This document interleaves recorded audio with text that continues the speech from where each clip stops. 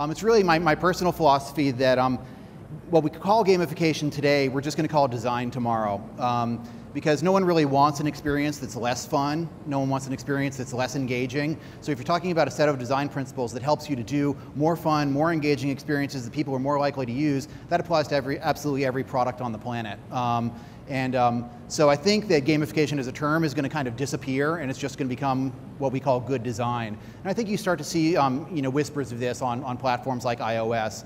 But other things that we look for in gaming, is how game graphics, the idea of a user interface that runs at 60 frames per second. If you've ever developed user interface for the Xbox, you're working with a team that's sensitive to things like millisecond timing on interactions. So it's not enough to click on a big clunky button and wait and have the whole page redraw and stuff like that. People are used to really, really fluid experiences. We also see that a lot of companies, I saw it at Microsoft, of course Apple is known for being very good at design. Part of why I was coming to eBay is part of a big culture change that we're doing intentionally around becoming a more design-centric company.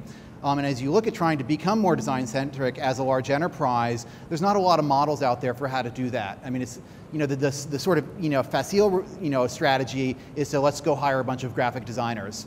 But graphic designers are really good at doing visuals. Designing experiences is completely different art. And what we see, if you want to take, a $100 million project and throw 1,000 designers at it, game industry is really the guys who know how to do that right now. So for us, gaming is really a deep thread. It goes to how we build our user interface. Also goes how we staff and organize. If you look at, I want to go into it now, but take a look sometime at how companies like Rockstar organize for projects like Grand Theft Auto 4 with 1,000 people, it's really lessons that we're taking very seriously in the corporate environment. So we're really looking at out of the games industry and gaming culture. We're looking at sort of an orientation around the user that's much deeper than in many design organizations.